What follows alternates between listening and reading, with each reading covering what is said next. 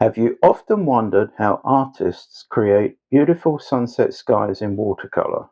Well, today I'm going to show you in this easy 5-step watercolor tutorial. You can download my free sketch below, where you will also find a list of the materials used in this video.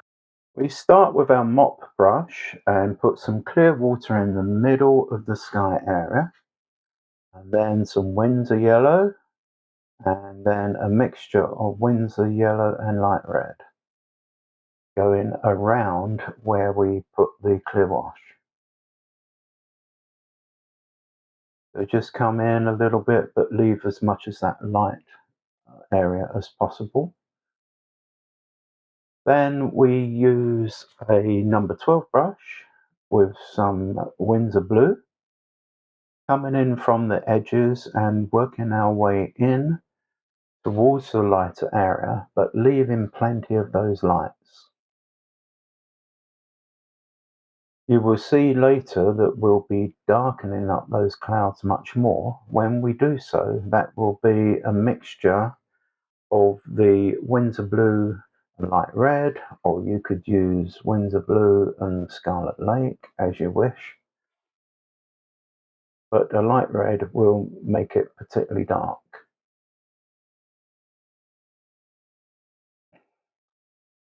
You can see that we can dab with a tissue if we go over a line a little bit on the horizon there.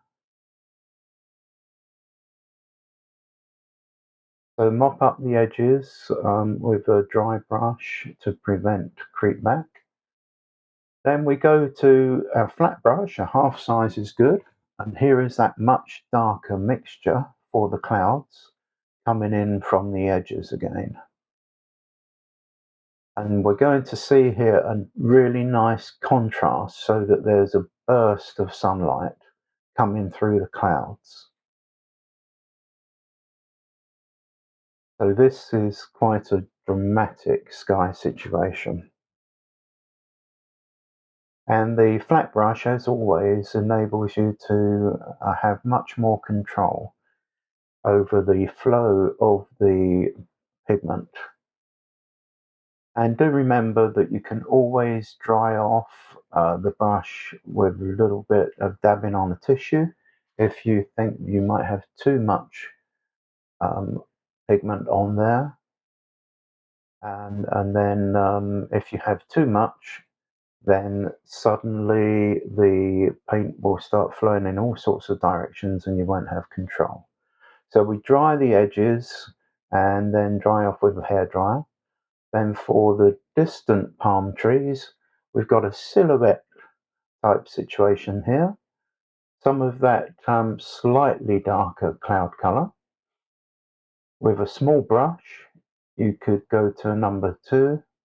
Then we got those 3 distant palm trees silhouetted, and that enables us to emphasize distance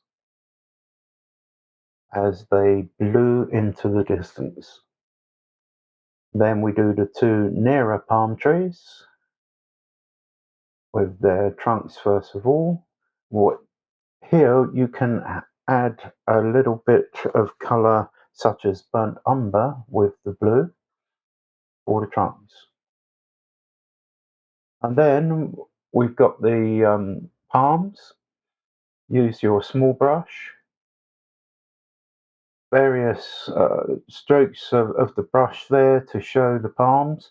Now, for the purpose of the video, I've kept the paper constantly in one place to enable good recording. But when you're doing this at home, for things like this detail, such as on the trees here, palm trees, you could turn the paper round, twist it round and to enable you to do those brush strokes much more easily.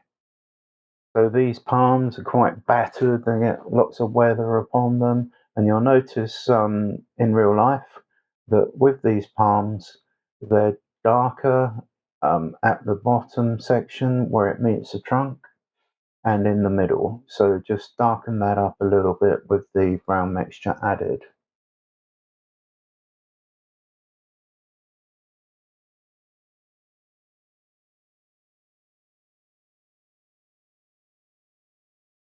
Those having been done, we can complete the two little sailing boats there. One an orangey colour, one a bluey colour, and with that bluey colour I've laid the paint on and then I've dabbed with a tissue to lighten it so that I get the tone better. Then for the beach area, we've got a mixture of the yellow and the orangey colour, the yellow with the red, all across the beach area, right up to where the water line is. And we've left that water area light because we'll be putting in some water and waves in that area in a certain fashion to show light in between the various waves. And we've got a little bit of shadow here and there. We came in from the bottom with a little bit of the browner mix. And also for these clouds reflecting off the wet sand, we can use a flat brush again and our greyish mixture with those downward strokes of the brush. Just break them up so we have little gaps in between. Then you can use some horizontal lines as well in the wet sandy area, and always darken at the bottom. That helps push the eye up the painting. And we would mop up the edges as usual and then dry with a hairdryer. And then we can do the various grassy dune type areas coming down into the beach from the bank. Using a flat brush again to have as much control as possible and show those different tufts of grass and so forth. And we've laid in some shadow type colour whilst it's wet in wet taking place, and strengthen up here and there. Now we're doing a little bit of lifting on the beach area, on the wet sand, so we have a lighter area where that sun is bouncing off the wet surface of the sand. Just enough, not too much, just quite subtle. And then once you've done that, you dry off with a hairdryer and continue with the different grassy bank areas.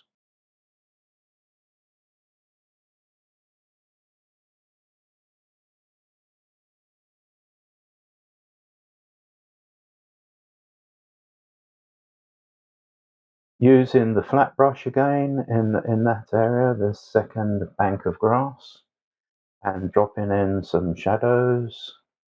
Vary that as much as possible. You can use a combination of different colours to make it as interesting as you possibly can. And then we've got various other layers of wet sand with ridges and so forth, and you can use some of the browner colour for these, remembering once again, the closer it is to you, the darker it is.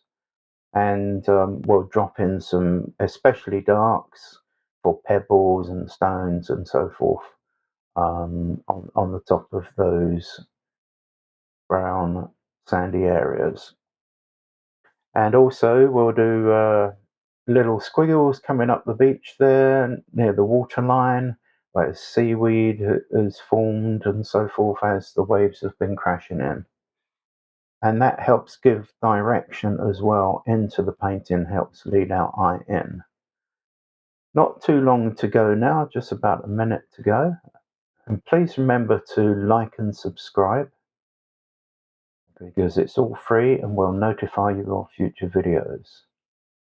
And the flat brush with our bluey colour for the ocean, leaving gaps in between where waves are crashing in.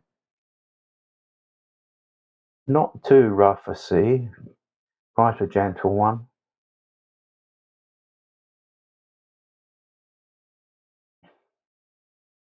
And here and there, you can, having laid that down, you can strengthen up a little bit in between those waves. That gives nice emphasis between the light and the dark, using the white of the paper for the crashing waves. And we've got a little bit of the darker colour on the wet sand, where waves have come up the beach and then receded. Drop in the seagulls, and there we are, a finished painting. So thanks for watching, and we'll see you next time.